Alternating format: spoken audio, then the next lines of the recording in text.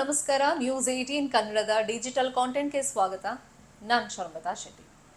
ಈ ಹಿಂದಿನಿಂದಲೂ ನಮ್ಮ ದೇಶದಲ್ಲಿ ಮುಟ್ಟಿನ ಬಗ್ಗೆ ಅಂದರೆ ಮೆನ್ಸ್ಟ್ರೇಷನ್ ಬಗ್ಗೆ ಓಪನ್ ಆಗಿ ಮಾತನಾಡೋದಕ್ಕೆ ಒಂಥರ ಹಿಂಜರಿಕೆ, ಅಂಜಿಕೆ, ಅದೊಂದು ಅಪವಿತ್ರವಾದಂಥ ಭಾವ ಅಂತ ಭಾವಿಸ್ಕೊಂಡು ಅದ್ರ ಬಗ್ಗೆ ಯಾರೂ ಮಾತಾಡ್ತಾ ಇರಲಿಲ್ಲ. ಆದರೆ ಸುಪ್ರೀಂ ಕೋರ್ಟೇ ಈ ಬಗ್ಗೆ ಶಾಲೆಗಳಲ್ಲಿ ಅನುಸರಿಸಬೇಕಾದಂಥ ಕೆಲವೊಂದು ಕ್ರಮಗಳ ಬಗ್ಗೆ ನಿರ್ದೇಶನವನ್ನು ಕೊಟ್ಟಿದೆ. ಇದನ್ನು ಪ್ರೈವೇಟ್ ಶಾಲೆಗಳೂ ಸೇರಿದಂತೆ ಎಲ್ಲ ಶಾಲೆಗಳಲ್ಲೂ ಕಟ್ಟುನಿಟ್ಟಾಗಿ ಪಾಲನೆ ಮಾಡಬೇಕು ಅಂಥೇಳಿ 3 ತಿಂಗಳ ಸಮಯಾವಕಾಶವನ್ನು ಕೊಟ್ಟಿದೆ.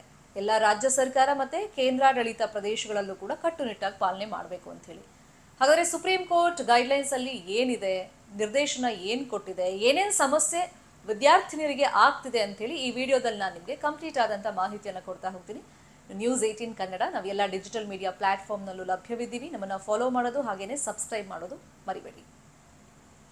ಮೆನ್ಸ್ಟ್ರುಯಲ್ ಹೈಜೀನ್ ಮ್ಯಾನೇಜ್ಮೆಂಟ್ ಈ ಕುರಿತಂತೆ ನಾನು ಆಗಲೇ ಹೇಳ್ದಂಗೆ ಓಪನ್ ಅಪ್ ಆಗಿ ಯಾರು ಕೂಡ ಮಾತನಾಡೋದಿಲ್ಲ. ಅದರಲ್ಲೂ ಸುಪ್ರೀಂ ಕೋರ್ಟ್ ಒಂದು ಕಳವಳವನ್ನು ವ್ಯಕ್ತಪಡಿಸಿರೋದು, ಒಂದು ವೇಳೆ ವಿದ್ಯಾರ್ಥಿನಿಯರು ಇದೇ ವಿಷಯವಾಗಿ ಅಂದರೆ ಸ್ಯಾನಿಟರಿ ಪ್ಯಾಡ್ ಉಚಿತವಾಗಿ ಸಿಗ್ತಿಲ್ಲ, ಇದರಿಂದ ಸಮಸ್ಯೆ ಆಗ್ತಿದೆ, ಅಥವಾ ಸ್ಕೂಲ್ಗೆ ಹೋದಾಗ ಪೀರಿಯಡ್ಸ್ ಟೈಮ್ನಲ್ಲಿ ಸರಿಯಾದಂಥ ಟಾಯ್ಲೆಟ್ ಫೆಸಿಲಿಟಿ ಇಲ್ಲದೆ ಇರೋದು, ಅಥವಾ ಸ್ಯಾನಿಟರಿ ಪ್ಯಾಡನ್ನು ಸಮರ್ಪಕವಾಗಿ ವಿಲೇವಾರಿ ಮಾಡೋಕ್ಕಾಗದೇ ಇರೋದು, ಅದನ್ನು ಡಿಸ್ಪೋಸ್ ಮಾಡೋಕ್ಕಾಗದೇ ಇರೋದು, ಅಥವಾ ನೀರಿನ ಸೌಲಭ್ಯ ಇಲ್ಲದೆ ಇರೋದು, ಸಪ್ರೇಟ್ ವಾಶ್ರೂಮ್ಸ್ ಇಲ್ಲದೆ ಇರೋದು, ಇದೆಲ್ಲ ಸಮಸ್ಯೆಯಿಂದಾಗಿ ವಿದ್ಯಾರ್ಥಿನಿಯರು ಗೈರು ಹಾಜರಾಗೋದು ಅಂದರೆ ಆಬ್ಸೆಂಟ್ ಆಗೋದು ಅಥವಾ ಶಾಲೆಯನ್ನೇ ತೊರೆಯುವಂಥ ಪ್ರಸಂಗ ಬಂದರೆ ಈ ಹಿಂದೆ ಆ ಥರದ್ದು ಸಾಕಷ್ಟು ಆಗಿದೆ. ಇನ್ನು ಮುಂದೆ ಸಹಿಸಲ್ಲ.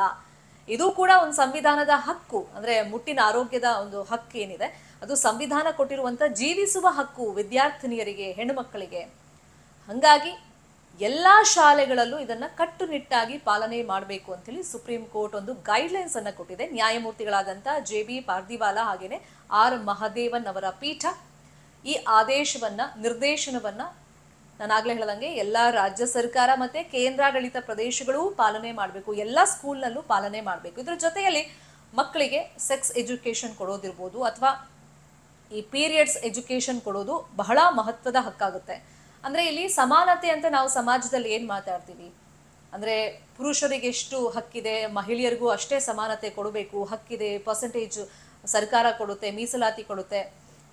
ಇದು ಶಾಲೆಯಿಂದಲೇ ಆರಂಭ ಆಗಬೇಕು. ಒಂದು ವೇಳೆ ಸರಿಯಾದಂಥ ಟಾಯ್ಲೆಟ್ ಫೆಸಿಲಿಟಿ ಫಾರ್ ಎಕ್ಸಾಂಪಲ್ ಸ್ಕೂಲ್ನಲ್ಲಿ ಮಕ್ಕಳಿಗಿಲ್ಲ, ಅದರಲ್ಲೂ ಹೆಣ್ಣು ಮಕ್ಕಳಿಗೆ ಸಿಗ್ತಾ ಇಲ್ಲ ಅಂತಂದರೆ ಅಲ್ಲಿ ಸಮಾನತೆ ಅನ್ನೋದು ಏನು ಬಂತು?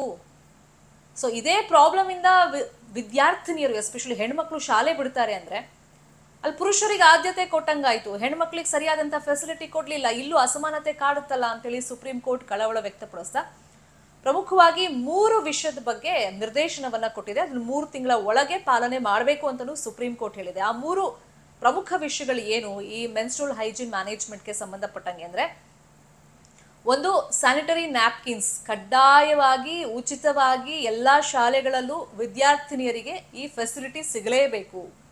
ಇದರಿಂದ ಅವರು ವಂಚಿತರಾಗಂಗಿಲ್ಲ. ಅಂದರೆ ಎಷ್ಟೋ ಕಡೆ ನಾವು ನೋಡ್ತೀವಿ ಸ್ಯಾನಿಟರಿ ಪ್ಯಾಡ್ಸ್ ಮಕ್ಕಳಿಗೆ ಸಿಗದೇ ಇರೋದ್ರಿಂದ ಶಾಲೆಗೆ ಹೋದರೆ ಏನು ಸಮಸ್ಯೆ ಆಗುತ್ತೋ, ನಾವು ಮುಜುಗರಕ್ಕೆ ಒಳಗಾಗ್ತೀವೋ ಏನಂತೇಳಿ ಮಕ್ಕಳು ಆ ಟೈಮ್ನಲ್ಲಿ ರಜೆ ಹಾಕ್ತಾರೆ. ಈಗ ಆಲ್ರೆಡಿ ಪೀರಿಯಡ್ಸ್ ಲೀವ್ ಬಗ್ಗೆ ತುಂಬ ಚರ್ಚೆಗಳು ನಡೀತಾ ಇದೆ. ವರ್ಕಿಂಗ್ ವಿಮೆನ್ಸಿಗೆ ಕೊಡೋದ್ರ ಬಗ್ಗೆನೂ ಕೂಡ ಚರ್ಚೆಗಳಾಗ್ತಿದೆ. ಕೆಲವೊಂದು ರಾಜ್ಯದಲ್ಲಿ ಆಲ್ರೆಡಿ ಅದು ಚಾಲ್ತಿಯಲ್ಲಿದೆ. ಮಕ್ಕಳ ಬಗ್ಗೆನೂ ಕೂಡ ಈಗ ಆ ಟೈಮ್ನಲ್ಲಿ ಪೀರಿಯಡ್ಸ್ ಲೀವ್ ಕೊಡಬೇಕಾ ಬೇಡವಾ ಅಂತೇಳಿ ಚರ್ಚಾ ಹಂತದಲ್ಲಿದೆ. ಅಂದರೆ ಇದರಿಂದಾಗೆ ಮಕ್ಕಳು ಆಬ್ಸೆಂಟ್ ಆಗಬಾರ್ದು. ಹಾಗಾಗಿ ಸ್ಯಾನಿಟರಿ ಪ್ಯಾಡ್ಸ್ ಕಂಪಲ್ಸರಿ ಎಲ್ಲ ಶಾಲೆಗಳಲ್ಲೂ ಫ್ರೀಯಾಗಿ ಕೊಡಬೇಕು. ಮತ್ತೊಂದು, ಆ ಸ್ಯಾನಿಟರಿ ಪ್ಯಾಡ್ಸ್ನ ವಿಲೇವಾರಿ ಅಂದರೆ ಅದನ್ನು ಹೇಗೆ ಡಿಸ್ಪೋಸ್ ಮಾಡಬೇಕು, ಡಿಸ್ಪೋಸ್ ಮಾಡೋ ಜಾಗ ಕೂಡ ಅಲ್ಲಿ ಸ್ವಚ್ಛತೆಯನ್ನು ಕಾಪಾಡಬೇಕು. ಈ ನಿಟ್ಟಲ್ಲೂ ಕೂಡ ಗಮನ ಹರಿಸಬೇಕು. ಇದು ಸೆಕೆಂಡ್ ಮೇನ್ ಪಾಯಿಂಟ್. ಇನ್ನು ಥರ್ಡ್ ಒನ್, ಸೆಪ್ರೇಟ್ ಆದಂಥ ವಾಶ್ರೂಮ್ಸ್, ಟಾಯ್ಲೆಟ್ ಫೆಸಿಲಿಟಿಯನ್ನು ಕೊಡಬೇಕು. ಅಂದರೆ ಗಂಡು ಮಕ್ಕಳಿಗೆ ಬೇರೆ, ಹೆಣ್ಮಕ್ಳಿಗೆ ಸೆಪ್ರೇಟ್ ಆಗಿರಬೇಕು, ಮತ್ತು ನೀರಿನ ಸೌಲಭ್ಯ ಅಲ್ಲಿ ಪ್ರಾಪರ್ ಆಗಿರಬೇಕು. ಇದ್ರ ಕಡೆನೂ ಗಮನ ಕೊಡಬೇಕು. ಅಂದರೆ ಒಂದೇ ವಾಶ್ರೂಮ್ ಇದೆ, ಅದನ್ನು ಹುಡುಗಿರು ಯೂಸ್ ಮಾಡ್ತಾರೆ ಅಂದಾಗ ಈ ಪೀರಿಯಡ್ಸ್ ಟೈಮ್ನಲ್ಲಿ ಹೆಣ್ಮಕ್ಳಿಗೆ ಸ್ವಲ್ಪ ಮುಜುಗರ ಆಗಬಹುದು.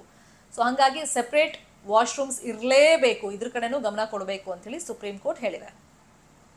ಇನ್ನು 2026 ಜನವರಿಯಲ್ಲಿ ಹೋದ ತಿಂಗಳಲ್ಲಿ ನಾವು ನೋಡಿದ್ವಿ, ಈ ಮುಟ್ಟಿನ ಕಪ್ ವಿಷಯವಾಗಿ ಕೇಂದ್ರ ಸರ್ಕಾರ ಒಂದು ಮಹತ್ವದ ಯೋಜನೆಯನ್ನು ಜಾರಿಗೆ ತಂದಿತ್ತು. ಮತ್ತು ಶುಚಿ ಯೋಜನೆ ಅಡಿಯಲ್ಲಿ ಪ್ರತಿ ವರ್ಷ ನಾವು ನೋಡ್ತೀವಿ 2.35 ಕೋಟಿಗೂ ಹೆಚ್ಚು ಸ್ಯಾನಿಟರಿ ಪ್ಯಾಡ್ಸನ್ನು ಕೇಂದ್ರ ಸರ್ಕಾರದ ವತಿಯಿಂದ ಈ ಯೋಜನೆ ಅಡಿಯಲ್ಲಿ ಉಚಿತವಾಗಿ ವಿತರಣೆ ಮಾಡಲಾಗ್ತಿದೆ. ಅದು 71 ಕೋಟಿ ವೆಚ್ಚವನ್ನ ಅದಕ್ಕೋಸ್ಕರ ಖರ್ಚು ಮಾಡಲಾಗ್ತಾ ಇದೆ. ಇನ್ನೊಂದು ಕಡೆ ಕೇರಳದಲ್ಲಿ ನಾವು ನೋಡಿದ್ದೀವಿ, ಅಂದ್ರೆ ಕೆಲವೊಂದು ರಾಜ್ಯಗಳಲ್ಲಿ ಈ ವಿಷಯವಾಗಿ ತುಂಬಾನೇ ಕೇರ್ ಅಂಡ್ ಕನ್ಸರ್ನ್ ತಗೊಂತಾ ಇದ್ದಾರೆ. ಹಾಗಾಗಿ 2017ರಿಂದ ಕೇರಳದಲ್ಲಿ ಶೀ ಪ್ಯಾಡ್ ಅಂತ ಒಂದು ಯೋಜನೆ ಜಾರಿಗೆ ಬಂದಿದೆ. ಸೊ ಅದರಿಂದಾಗಿ ಸ್ಯಾನಿಟರಿ ಪ್ಯಾಡ್ಸ್ಗಳನ್ನ ಕೊಡ್ತಾ ಇದ್ದಾರೆ. ಅಂದ್ರೆ ಸ್ಯಾನಿಟರಿ ಪ್ಯಾಡ್ ಬಗ್ಗೆ ಮತ್ತೊಂದು ಸುಪ್ರೀಂ ಕೋರ್ಟ್ ಹೇಳಿರೋದು, ಈ ಸ್ಯಾನಿಟರಿ ಪ್ಯಾಡ್ಗಳು ವಿಲೇವಾರಿಗೆ ಎಷ್ಟು ನಾವು ಪ್ರಾಮುಖ್ಯತೆಯನ್ನು ಕೊಡ್ತೀವಿ, ಸ್ವಚ್ಛತೆ ಕಾಪಾಡ್ತೀವಿ, ಅದು ಮಣ್ಣಲ್ಲಿ ವಿಲೀನ ಆಗಬೇಕು. ಸೊ ಆ ನಿಟ್ಟಿನಲ್ಲೂ ನಾವು ಗಮನ ಹರಿಸಬೇಕು ಪರಿಸರದ ಕಾಳಜಿ ದೃಷ್ಟಿಯಿಂದ. ಹಾಗಾಗಿ ಇತ್ತೀಚೆಗೆ ಸ್ಯಾನಿಟರಿ ಪ್ಯಾಡ್ ಬದಲಿಗೆ ಈ ಮೆನ್ಸ್ಟ್ರುವಲ್ ಕಪ್ ಬಗ್ಗೆನೇ ತುಂಬಾನೇ ಪ್ರಾಮುಖ್ಯತೆಯನ್ನ ನೀಡಲಾಗ್ತಾ ಇದೆ. ಇನ್ನು ಕೆಲವು ಕಡೆ ಸ್ಯಾನಿಟರಿ ಪ್ಯಾಡ್ಸ್ ಈಗಲೂ ಕೂಡ ಯೂಸ್ ಮಾಡ್ತಾ ಇದ್ದಾರೆ. ಹಾಗಾಗಿ ಈ ಮೆನ್ಸ್ಟ್ರುವಲ್ ಹೈಜೀನ್ ಮ್ಯಾನೇಜ್ಮೆಂಟ್ ಬಗ್ಗೆ ಸುಪ್ರೀಂ ಕೋರ್ಟ್ ಗಮನಾರ್ಹವಾದಂತ ಒಂದಿಷ್ಟು ನಿರ್ದೇಶನಗಳನ್ನ ಕೊಟ್ಟಿದೆ. ನಿರ್ಭೀತ, ನಿಷ್ಪಕ್ಷಪಾತ, ವಿಶ್ವಾಸಾರ್ಹ ಸುದ್ದಿಗಳಿಗೆ ಮತ್ತೊಂದು ಹೆಸರಾಗಿರುವಂತ ನ್ಯೂಸ್ 18 ಕನ್ನಡ ಈಗ ಆಪ್ನಲ್ಲೂ ಲಭ್ಯವಿದೆ. ದಯವಿಟ್ಟು ಇಲ್ಲಿರುವಂತ QR ಕೋಡ್ ಸ್ಕ್ಯಾನ್ ಮಾಡಿಕೊಂಡು ಆಪ್ ಡೌನ್ಲೋಡ್ ಮಾಡೋದಕ್ಕೆ ಮರಿಬೇಡಿ. ನಿಮ್ಮ ಬೆಂಬಲ ಹೀಗೆ ಸದಾ ನಮ್ಮೊಂದಿಗಿರಲಿ. ಧನ್ಯವಾದ.